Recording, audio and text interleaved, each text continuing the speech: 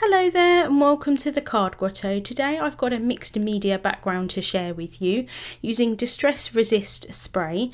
It is a little bit of a failure, but you'll see that as time goes on. So first of all, I'm starting with a piece of Tim Holtz watercolor cardstock, and I've cut this with the rectangle die from the A2 Stitched Rectangles Fleur de Lis set from Crafti Potential, which is available at Craft Stash. It's a really pretty double stitched rectangle here, and this cuts a rectangle that is 4 inches by 5¼ inches, so it fits on an A2 sized card with a little bit of a border on it. I wanted to create my own stencil, so I'm using this die here. This is the Petal Trellis die set. This is the Christina collection, also from Craft Stash. Really pretty die, and I cut this from some Yupo paper to create a stencil. I really like making stencils out of Yupo paper because it's really rigid. You can add anything over the top and it will clean up really nicely. So I've placed my piece of cardstock and my stencil inside a cardboard box here, and I'm going to be spraying it with the Distress Resist spray.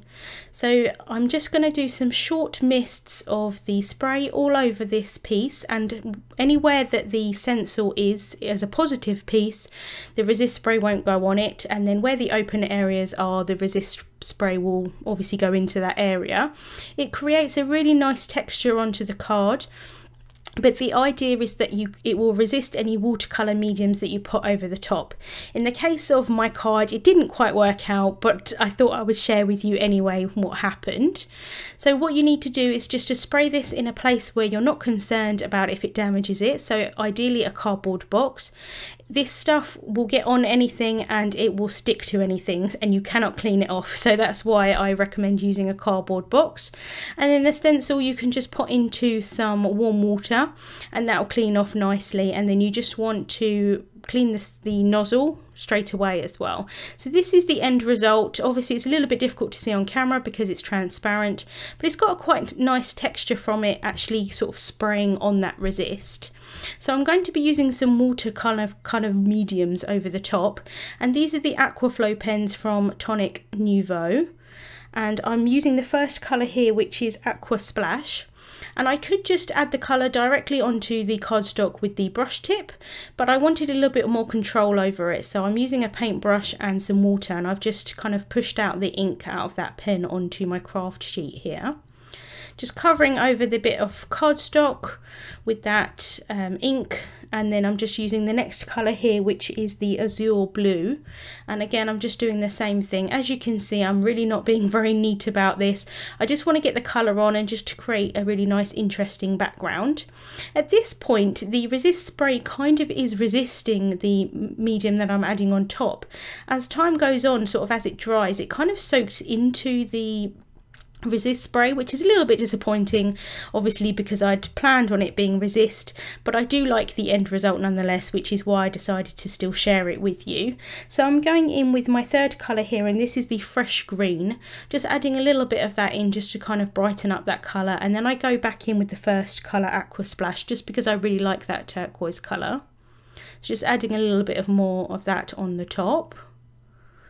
And then I'm just going to clean up my work surface, and then I'm going to use some Nuvo mousse here. This is the Embellishment mousse and it's in the Aquamarine colour. So I'm just taking a little bit of that out of the tub and then mixing that with some water. Again, I'm going to use a paintbrush just to kind of mix that together, and then I'm just splattering that on. I didn't necessarily expect that this would resist just because of the texture of the Embellishment mousse and it being opaque, but I just wanted a little bit of shimmer onto the card at this point. So again, I'm just cleaning up my work surface, and then I'm just going to heat set that.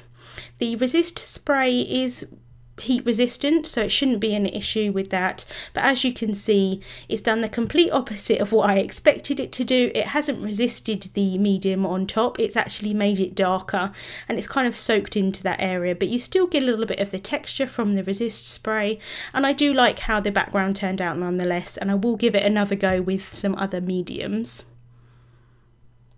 So this is the background piece here that's all dry, and I've just added some foam sheet onto the back and some double-sided tape, and I'm just removing the tape on the other side of that, and then I can stick that down onto a white A2 card base. I wanted to keep the rest of the card fairly simple, so I decided to use a butterfly. This is again from the Christina collection from Craft Stash, and it's a really pretty set, as you can see, with 4 different sized butterflies.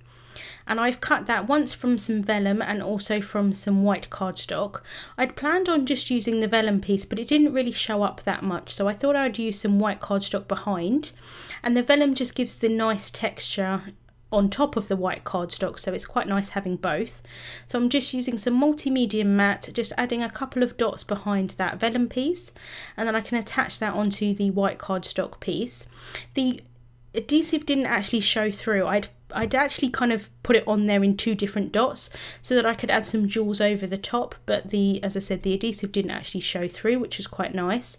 And then I'm just adding some more multi-medium matte onto the back of the white cardstock piece, and then I can just press that down onto my background.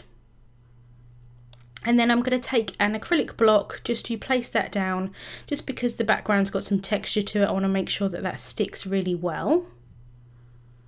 So I can just place that down while it dries. And then I've stamped out my sentiment. This is the Happy Birthday sentiment from the Tiny Typeset from Clearly Besotted. And I've just stamped that onto some white cardstock with Memento Tuxedo black ink.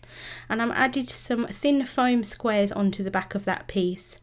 And then I can just place that down onto my card. And I'm just using a T-square ruler here just to make sure that that's on straight. And I didn't quite get it where I wanted it the first time, but I don't press down straight away really sort of heavily, so it's quite easy to sort of lift that up and then move that down a little bit further. And then to embellish the card, I'm just going to take some jewels. These are the clear iridescent jewels from Lucy's Cards, and I'm just going to place a few of those on my card with some multi-medium matte, and I'm just using a jewel picker to pick up the jewels, and then a pokey tool just to make sure that I get the placement where I want it to be. And that's the card finished for today. Like I said, it's a little bit of a failure on the resist spray, but I do like the background nonetheless, and I was really happy sort of having that nice texture in the background and using that stencil with the die from the Christina collection. Links to the products will be in the description bar on YouTube and also over on my blog. Thank you so much for watching, and I'll see you soon.